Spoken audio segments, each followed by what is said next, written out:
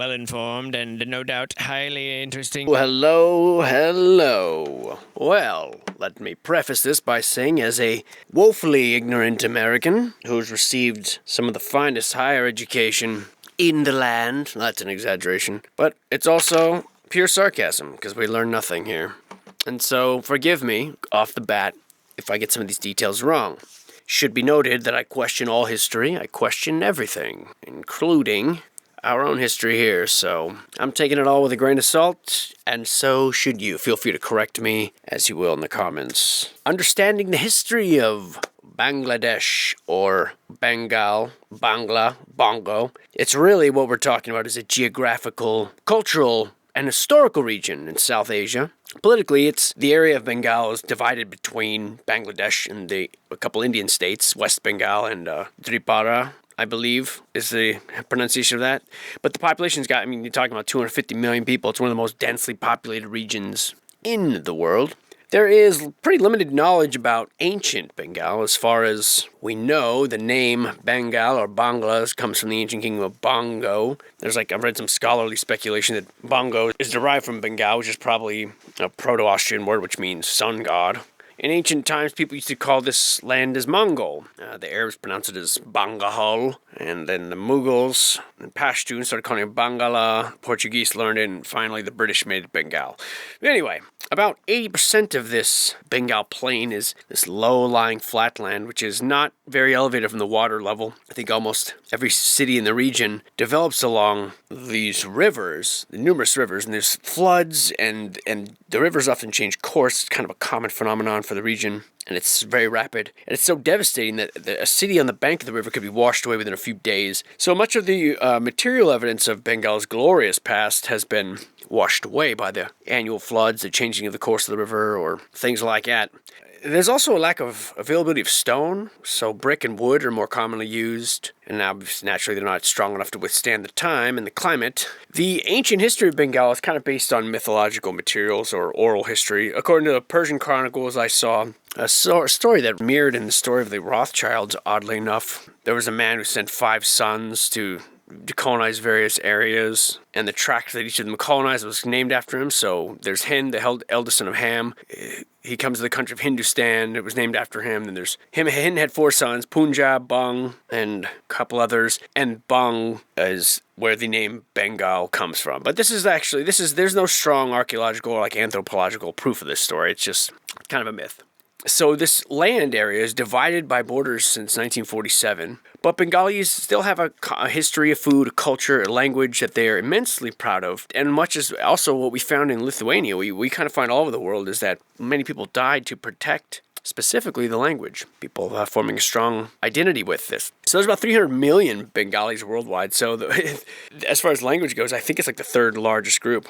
And most of them live here in Bengal. There are more Bengalis here than there are people in all of Russia or Brazil or Mexico. Massively populated, thriving hub of people. It was once one of the richest countries in the world. This place is rain-soaked, and though half of the land belongs in the Indian state of West Bengal, and also Kolkata or Calcutta is part of it, this video in particular deals with the buildings in the nation currently known as Bangladesh. There are mosque cities, there are temple cities, there are Victorian memorials. There is a lot to see here. And history is very tragic in many ways, but these are very strong, vibrant people, very talented, very artistic. After having random borders arbitrarily drawn by a British man after the complete destruction of most of their livelihoods, as the British basically went scorched earth to keep Japan allegedly from acquiring these resources, really did these people dirty. It was originally part of Pakistan. It's an interesting place where you have Afghan, Turkic, Iranian influences. You have a blending of Hindu and Islam that's actually kind of remarkable. I don't think anyone outside of the world has featured anything like this, where the art and the customs and traditions of these two religions are melded in a very peaceful way. And outside of the absolute horrific separation from Pakistan that they were forced to undergo, and actually thanks to the help of India and Russia, amongst others, they were able to cement their own freedom in the land of Bangladesh. And that's a very cursory look at some of the atrocities that have been at the rich history of this land. And of course, this is not a history channel. We're just looking at pictures of buildings and wondering and looking for similarities all around the world. Now, we're told that parts of their cities with French influence, and a lot of the cities were told with British influence, and a lot of the elite, sort of the tax collector elite class in one period were emulating the British. This is what we're told, the stories behind some of these buildings and why they exist and why they look the way they do. And I have my doubts, as usual. But let's see what we can see here. These dangerous jungles, India and Bengal, this area. They always say Australia is one of the most dangerous parts of the world, and Bengal almost says, hold my beer. I mean, you got sharks, alligators, king cobras, tigers, panthers, bears, wolves, and Lord knows what else, all in the same area. It's just, it sounds rather terrifying. Let's see what we can... Bangladesh, to see what we can see. And what we see is a very unique blend of architecture from what I can observe, sharing many of the same properties that we would see just about everywhere, and even the same building materials, which is what we're here to explore. Very striking and a very brilliant displays, and the sheer abundance of just gorgeous temples in this very troubled, diverse, unique land. And one just can't help but, when you look at this picture, the staircase just seems out of place, does it not? I know this is what we see all over again. I believe this is where the use of this building has changed over the years. I believe it's where it's a government use building now. But it just seems like this staircase was added later, and this was made into the entrance at some point. I don't know, and just based on looks, of course. This isn't, it's just my own musings, and you see lots of this red clay that they use, lots of terracotta. From my understanding, there's just a lack of a lot of stone in the area. But that's the official story anyways. One can't help but wonder, with the sheer amount of floods that this area endures, if some of this isn't the result of something being submerged underwater for long periods of time. And that's why it's so uniform in material, and at once it was made of something else. That's just a recklessly speculation, of course. It could be not that at all. It could just be clay. This is the kind of shape, building, and brickwork that you would find somewhere, in London or Denmark. It's just very, very similar. There's a few repeats in this I've noticed. I made an error when I was batch saving these, and I erased most of the names. Not that I would have been able to pronounce most of them anyway, but any notes I'd taken on them, on what the buildings were, got erased for the majority. So I'm kind of going in this blind, but I was committed. At the fountain here, the symmetry of the domes, you see this everywhere on Earth. Many of these photos are mosques, some of them modern, some of them fashioned after the older styles, and sometimes it's difficult to tell. Anyway, but following the same sort of example or design that we see everywhere else, just with a bit of a different artistic flair, you get the columns, you get the three doorways, the central tower, and central dome, and the little small turrets, or small towers, and the one large steeple, or menorah, or minaret, whichever you like to call it, looking like a lighthouse. I'm not saying that it is, I'm just saying it's what they look like, with stylistic flares. And one thing I've noticed about this area in particular in Bengal, or modern day Bangladesh, is the unique blend of a fusion of Islamic symbols and Hindu symbols, or at least symbols that we associate with those religions, kind of fused together and blended, which is very fitting because that's essentially what the religious composition of the country is. Although it's predominantly Muslim, they have a unique tolerance for each other that you don't, at least from my limited understanding, you don't often see around the world. Actually, little equestrian statues that we see everywhere, and this building looking uniquely or particularly French. And the story is that, at some point there was sort of a separation between classes, or with a widening wealth disparity, and they kind of fell along religious lines. But there was essentially a tax collector's class that worked for the government, and then everyone else. And during that era, during British rule, at least through the purse strings, they emulated. The story goes that this elite class emulated the British styles and tried to associated that image of royalty with wealth, and therefore you get buildings in certain cities that share some of the very same architectural features that you see everywhere, all over England. Whether or not that's true, I don't know. I suppose in some cases it could be. I know emulation definitely happens, but I think that a lot of this stuff predates that time period personally. And there is no shortage, and sometimes actually there's actually a city or two, or town or two, that are just full full of hundreds, dozens, if not hundreds, of these type of temples. Many of them at one point during the heyday of the empire, they had the first colleges, the first universities were here in this area. The first, predating, I think, one of the universities here, the ruins of which are only available today, predates Oxford or some of these early universities by 500 years or so. And during this empire, there was wealth. This is one of the wealthiest places on earth. I mean, the textiles that came out of this area fueled the British Industrial Revolution. And these people have been through been the victim of a lot of cruel behavior, but they are passionate and friendly and happy, and it will be nice to see them build back up to a place where they don't have so much poverty. Look at this outstanding design. I mean, if this looks like a fantasy kingdom. This is so cool. I don't know if this is tile or paint or a combination of, but what a very striking building. It's hard to tell the age of it, but the effort is outstanding. Then you see little things like this, which seem useless unless there was at some point in life a purpose to it, or they're emulating that. Many of these temples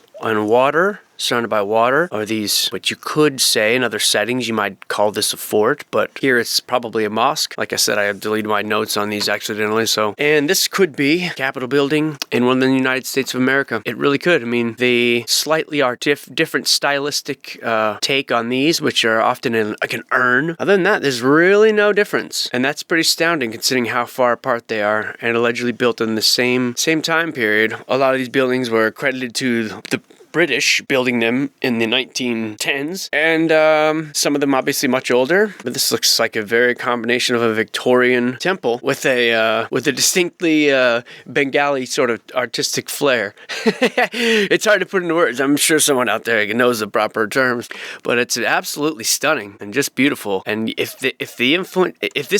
this wasn't part of the same empire that builds these same buildings that we see stretched out throughout all these lands, if there isn't some connection, then it's amazing how well people used to be able to emulate things that they saw and loved. And it's amazing how many people are talented enough to create stuff like this. I mean, look at the detail in these columns. It's just amazing.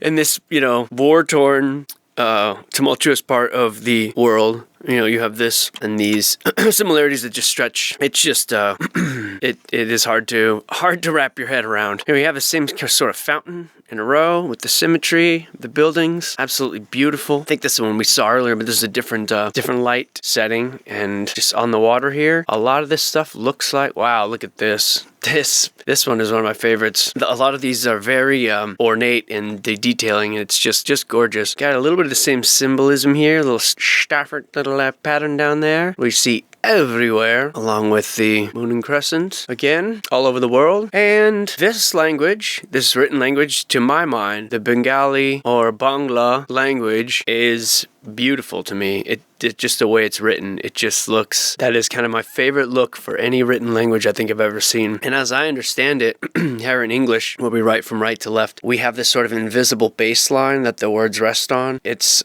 a little bit different in this language. They also write from left to right, but it's as if the line is on top and all of the words sort of hang down, or the letters and characters hang down from them like a vine. And I think like that's so fitting for the exotic landscape of the area. It's just a beautiful looking language. And no wonder many people have fought and given their lives to preserve this language, which is true. There's actually big monuments to it. Look at this beautiful temple. This is one of a few that are very famous for having these very intricate terracotta ornaments. I'm not sure what the base is. Well, actually, you can tell right here, there's brick leaking through, but this sort of terracotta clay tile designs really set these apart. But it's hard to imagine this is anything other than like a little power station. I could just see light beaming out of these. It just looks like a place of power. This is an amazing fort looking. This building you could be told this is a fort. It looks to me very industrial. All these domes in a row. So cool. No matter who built them and where they came from, they are so cool. Oh. This is a very terrible picture of, I think this is actually part of a river, or it's not the main river, I don't think, but it's like goes behind the building. This is the amount of trash in it. Just to give you an idea of how, not all, that's in Dhaka probably. One of the most unlivable cities voted next to like Damascus. Apparently a very difficult place to live. But that's not a reflection reflection on the people, of course. That's just the condition that the rest of the world has really mistreated this area. And look at how beautiful these are, my lord. All made of brick as well, just like we see everywhere. Yeah, brick with like a coating, which almost look like it's made of stone. Over time, it kind of fades off, but yeah, man, just beautiful. And very similar to things we see time after time again. There you go, the little triple doorway. Another gorgeous looking building. An idea of one of the many rivers. And here you go, another one of those famous temples with all the terracotta artwork. Striking. You know, it's just, you just wonder. You just wonder if you were to take this and submerge this underwater for salt water for who knows how many years, hundreds of years, would it not just turn into something like what you would see, like a one solid piece of stone, like the way a shipwreck looks, and you might think it was just carved out of stone. Really, it's just intricate brickwork over time. I mean, that's just speculation, of course, but it's worth considering. Now, this looks like more like something you'd see in like Cambodia or Laos, but this Bangladesh does share a long border, or part of the border, with Myanmar, so there's probably some crossover there with the Buddhism and the Hinduism that's still practiced in much of those areas, even though Bangladesh is like a predominantly Muslim country now. Look how cool that looks. I mean, it looks like a little circuit like you'd find plugged into a little circuit board, especially from the distance. Very striking. The same one? Yeah, it's gotta be the same one. Look at the detail on that. It is so cool.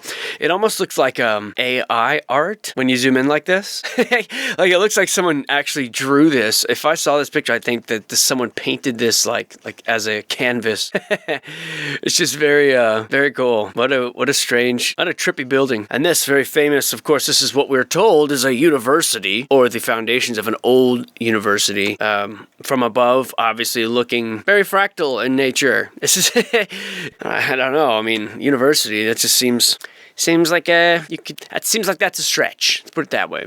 Out here, another Victorian style residence. It looks like a little palace from the outpost. Just beautiful. All this architecture is so beautiful, and you know, not very different from, surprisingly, even though it's got its own unique, beautiful flair, it's not very different from a lot of places around the world. And you wonder how? How is this possible? How in this region, and this little red and white stripe motif even stretches out here to Bangladesh. Some of these are probably modern. This one looks more modern in the style of the old. And I include them just because try to give everything a fair shake and look at it as unbiased as possible. Now, I don't understand why you'd make these and then seal them up, these openings here. I just don't. It almost makes it look like it's an imprint in mud of a building that was there before. I'm not saying it's what it is, but just what it looks like. That's a little crappy resolution. I got a better. Now, some of them are obviously modern takes on old looking styles, and some of them are obviously, there's that one again from a different viewpoint. This looks so industrial. The way it's even situated over here, lifted, it almost looks like it looks like a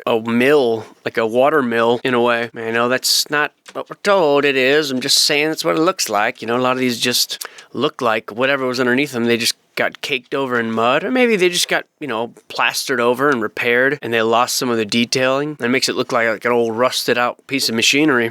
Not saying that it is, but it might be. Hell, you don't know. Hell, I don't know. Here's some pictures of some random ruins that I found. Little hollows there, and out there in between, up there in them hollers.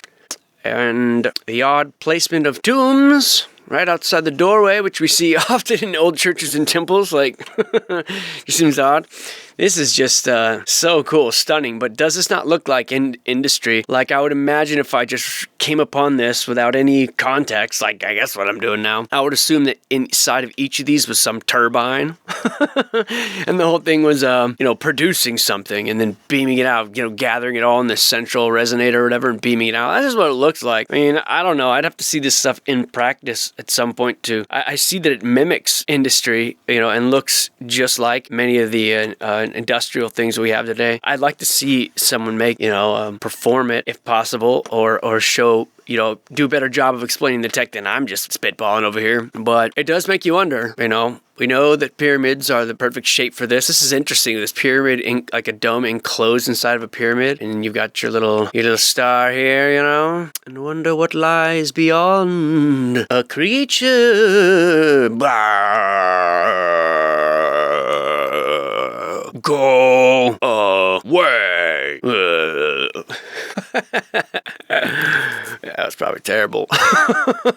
Well, they can't all be winners. Look at that beauty. Golly. This guy's got some kind of a filter kind of over it, or a green paint. Maybe the saturation turned up a little bit on that one. But what a beautiful building right by that water. And with the frequency that this place floods, due to the low-lying levels of land and the river's nasty habit of changing its course randomly, often these cities and things are wiped right out. Happens quite frequently here. So you wonder, they just keep building back. This one, brick beauty over here, and just interesting, design on these. Looks like this one's ready for a flood. Some terrible resolution. Here, the modern take on the ceiling next to this mosque looks like we see everywhere, like a blend of styles, like somebody's showing up later. It's like that movie, the Pixar movie Bug's Life, when the Bug City is just like a popsicle sticks are benches and the shoe boxes are taverns. It's sort of like cobbled together from this broken parts of a world that, from the point of view of the bugs in the film, it's like they're just kind of blissfully unaware of like, hey, where comes this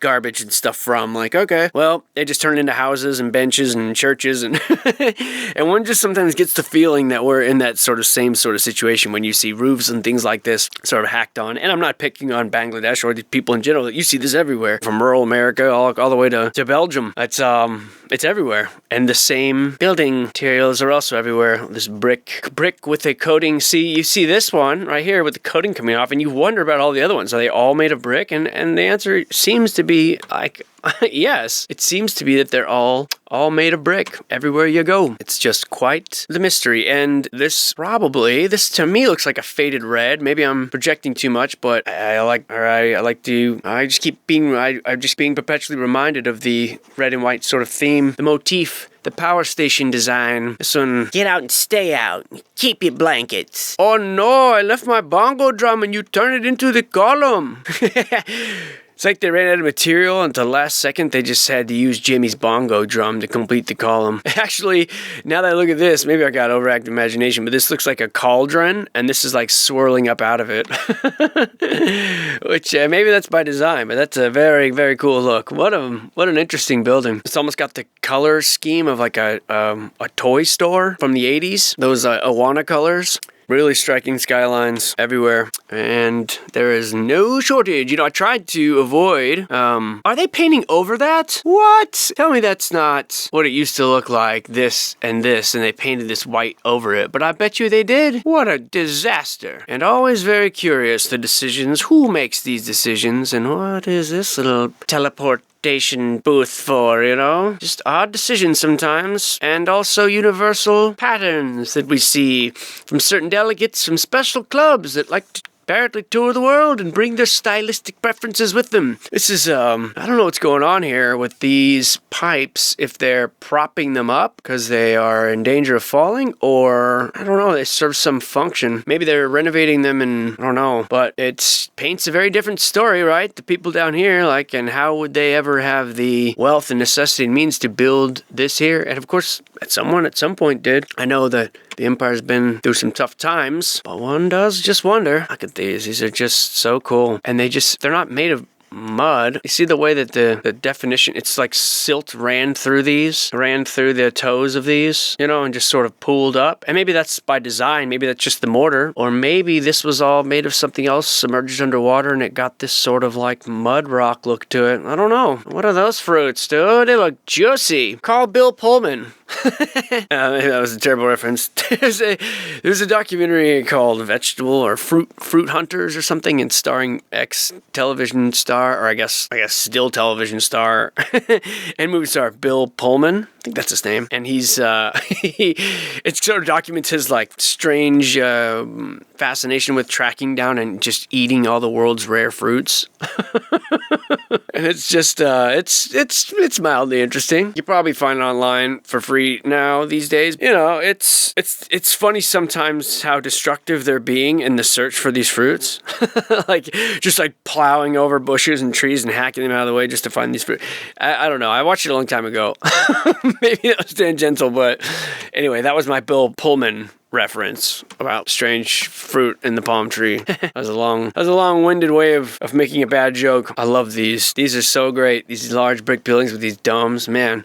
You almost get fatigued, you know. You see too many of them. I find that often when I look at these pictures. You see too many of them, and you're just you get numb to it. Like this could be an auto mechanic shop. Someone can convert this into probably, and no one would think twice. But again, always situated on the water. That same little same architectural design everywhere you go, no matter where it is on this here realm. Love the symmetry. It's just everywhere you go. Now this one's a mosque, as probably many of them are now, whether or not they were always. That's for you to decide. Look at this beauty. Holy good gollywockles. The size of those towers. Wonder what the transmission is all about, you know? I can't tell if some of these are repeats. Some of these might be repeats, but there is an abundance of them. Although this one I think is new, or at least remodeled somewhat, or restored. Often these frieze panels, well, not so much this one, but often you'll see that they tell a story of the region. And this one, hard to tell. This one looks like it's made of stone blocks. Could just be a facade, but up here, clearly it's all brick. So it's reasonable to assume that at one point, I mean, if the top's made of brick, probably the bottom was at one point made of brick as well. And maybe it's got this stone cladding. Hard to say, but then the wall back there, that's clearly brick too. And apparently I was watching a video with some locals being interviewed about the area, in a particular French city in this country, which I believe we come to at some point. And they were talking about all the bricks, that the roads used to be all brick throughout the entire city. This thing looking like it's been bombed out, lit on fire at one point. I mean, what were these big columns? And they're gone now? Interesting. This whole thing might have been like a covered portico thing. It's hard to say, but what a monster. Look at the thickness of those bricks, and just what a beautiful, beautiful looking building. And it looks like industry to me. It doesn't look like a building where you would go to do anything except house industry of some sort. Beautiful brick towers, man. And maybe we'll get a glimpse of some of those. Look at the symbolism on these. It's just so cool. The whole thing made of brick and then faced with like a terracotta. And that can't just be made of clay. I mean, it wouldn't stand, I don't think. It's got to be something underneath it, and they just mud all of it over. But still beautiful. Wow, look how intricate that one is. Holy, that is fantastic. It's just right here on like a... Man, this one looks straight out of It's a Small World in Disneyland. How amazing is that? What a cool building. That's a distinct, unique style. And you might be, if you woke up and found yourself here, wandering around these, you might think you are on an alien planet. Little red and white stripes here, this very colorful building. Man, all used as mosques and things now, and just looks like a giant... This looks like it's like inside of a giant fountain of water, like it's enclosed.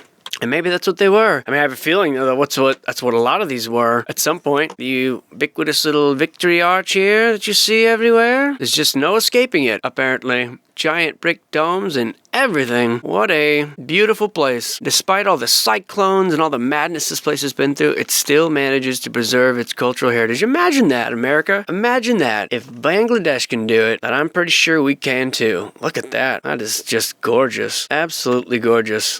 No telling what this once was, but I mean, what these kind of, like, what is this? This looks like where machinery was. Things have just been removed. I don't understand. Big wooden beams have perhaps rotted out and left holes. Like, what was this place? I mean, over here, look at this. This looks like it's metal or wood. And it's just covered in it's just been turned to stone. This whole thing looks like it's just was under tons of water. I mean, look, it almost looks like flowing water. You can almost see the erosion as if we're happening in real time. And the whole thing, look at the entire platform. Look at that thick brick. The whole entire monstrous structure from top to bottom made of millions of bricks and looking like a giant furnace. Wow, what an amazing place. I have no idea what if it isn't obvious by now, I'm sure there's an official story behind it and someone can come in here and tell me how wrong and stupid I am. And that's fine. I'm not attempting to tell the history as it's told. I'm just attempting to look at it and speculate on what it might be. So, I mean, if that makes you mad, okay. That is your decision. Brick underneath this here bridge. Unbelievable. Just everywhere. Everywhere you go. What beauty, though. And not trying to take anything away from the people in the area. I'm actually more not trying to credit areas that claim to have influence over the whole world. I think there's something bigger going on. Personally, there's way too much of this amazing craftsmanship for this to have happened, the time frame that they say it happened. all over the world, no matter where you are. This looks like an Armenian church that went a little extra on the wizard hat. Sorry for the resolution on some of these, is terrible. Boosh! Whoa! There's a different, obviously a larger view of this with all these little stupas. This is the one that I said looked like an industrial thing. And does it not look like a farm of some sort? Looks like a honey farm for massive alien bees. Interesting way to build that staircase there too. Especially when you already have these. I don't know. Maybe these probably came later. I've seen that in some buildings where they use the corner towers and they convert them into elevators, which is kind of interesting. So many of these. That might be that same one. It's hard to say, not understanding the language. And here's a close-up I knew I had somewhere buried in some of these. So this is some of the examples of the frieze that they would put on these made of terracotta sometimes. And they tell various stories. Like I said, a very interesting blend of Hindu and Islam symbolism. Now, I understand that a lot of these symbols are universal and all mixed up, and it's hard to say but what we universally, at least what Hindus and Muslims claim is their symbolism there.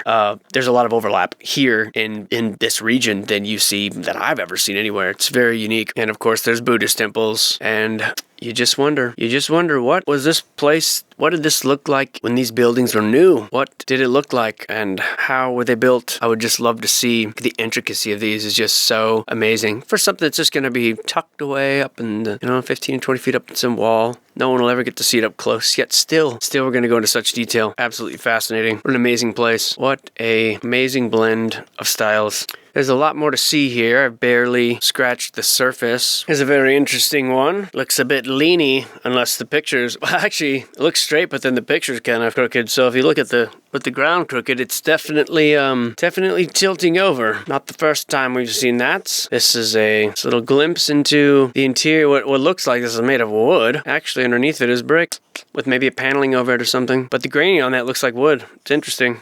Interesting, but no surprises, and you'd think that you would be surprised. You'd think you come all the way over here, find these absolutely incredible ruins, things like this, and it would have no similarities to the ruins that we find in America, say. But there is literally barely any difference. I'm not taking any credit away from anybody. I give, people are artistic and wonderful and creative everywhere, and especially in Bengal with music and their focus on the arts. And their genius innovations when it comes to garments and muslin are second to none. Second to none. These people are just as beautiful and diverse and talented as anywhere else. And I don't believe the stories that they tell us about where some of these came from. I don't believe that these similarities that we see in such faraway places, in such exotic jungles that share so many similarities with areas thousands of miles away. I believe there's something else going on. But what a marvel. What a cool. I would love to visit Bangladesh. For the record, I would love to see these jungles and these temples and mosques firsthand. Just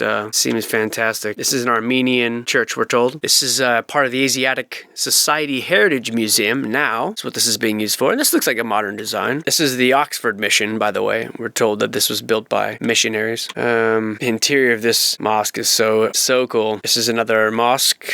We're told here we have what we're told is a massive cannon. This is a massive cannon. I would like to see this cannon loaded with shells that are size appropriate. I'd like to see lead balls. I'd like to see that. I don't know what this is and what it's doing here, but that's a strange story. I think it's something else, and they have taken it down and they're, hauling it out of here or something. Maybe they eventually used those things for cannons, but I don't think that's what they were originally.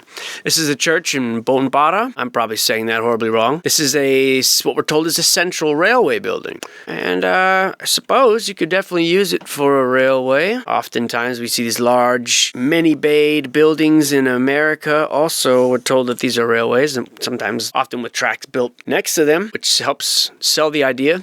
And obviously I'm stating this wrong. Obviously these were used as railways. The similarities is what I'm pointing out. The similarities in the structures that we see here, thousands of miles away, as we also see here. This is a mosque. This is a mosque in Dhaka College. It's definitely a newer design. Yes, this is a beautiful dome here. And there's the better one. This is the Tara Mosque. This is the Tara Mosque. Interesting star here. We see this star water fountain just about everywhere on Earth. It's incredible. What a beautiful building. This is the Holy Rosary Church. Got the same little designs here. This looks a little modern, perhaps. There's 1940 on it. I don't know if that's just the address or what does it say? Does it say 1940?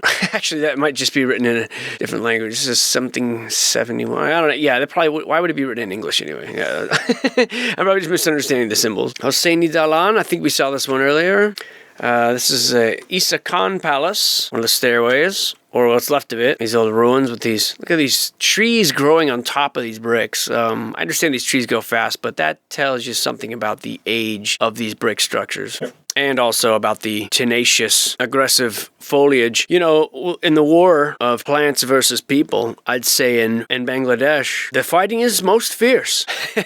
Trees growing out of the tops of these buildings. Wow, look at this. This is such a fascinating look as this sort of Victorian veneer wears off and you see underneath it, it's just a brick building. All of it is brick. Unbelievable. What a very revealing, what an excellent picture. These beautiful gardens out front, whatever's going on here, and this little hand, this fence. Wow, what a cool place. That might be one of my favorite pictures I've seen. This is a terracotta, part of the 9-Dome Mosque. A little close up there on the material. If you ever think you can't have massive brick buildings along a dirt road, well, it appears you still can. Although, if I had to guess, I would say that at some point, many of these roads were actually brick. Maybe they got washed away, or maybe they're underneath this mud. You know, in San Francisco, what you think is dirt roads, when you see those old pictures from the 1800s, actually, if you find construction photos where they're installing underground things, it's all brick underneath that dirt. And I would venture to say that this is probably the same here. And people wouldn't really think twice. You know, they would just be in America, it's like, oh, wow, we were supposed to forgot about this layer of society. Here, it'd be like, well, people have been chased out of here and forced migration and so many wars and so many things happened for so long that it's just, you just chalk it up to some other society that was there before. And it's plausible. Not so plausible in Virginia. The red building here looks like it's surrounded by a little moat or part of some sort of water filtration system. By my interpretation. Interesting little checkered floor there. Seems to be universal. This is the roof of Sheikh Darbari, and this is what we're told is a Shoshi Lodge. So this is fountain long. This is just gorgeous. What a massive place. Out in the middle of nowhere.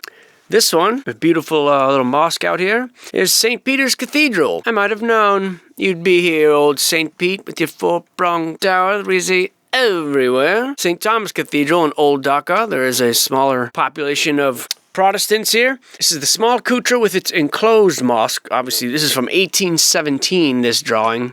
And obviously, it's essentially a ruin already. Overgrown, brick peeling out from these weathered towers. So in 1817, it's already hundreds of years old. Very interesting. Beautiful buildings. Just beautiful style. This is this is Welcome Square in the center of a bazaar. I found it's a similarity to an obelisk I just found to be revealing. And here you are, excavating. I'm not sure why this guy's up on the ladder. Doesn't appear to be doing anything, but this is what I imagine what you find if you cut the top off of just about any hill over there. Something like that. More brick facade being revealed here. This one looks like it's got almost a rebar hole through a bunch of brick discs. I don't know. Interesting. Interesting way to do that. Never thought about it before. Even on these amazing columns, look at that. Underneath all of it. It's like, what is going on here? Where comes from all of these bricks? Well, folks, that's all I got for you today on Bangladesh. I hope you found it as fascinating and beautiful as I did. And I hope I have sung the praises of the people loudly enough. My admiration, my love goes out to all of you, and I hope you all have a very happy new year. I'm cautiously optimistic about the future, and I'll see you soon.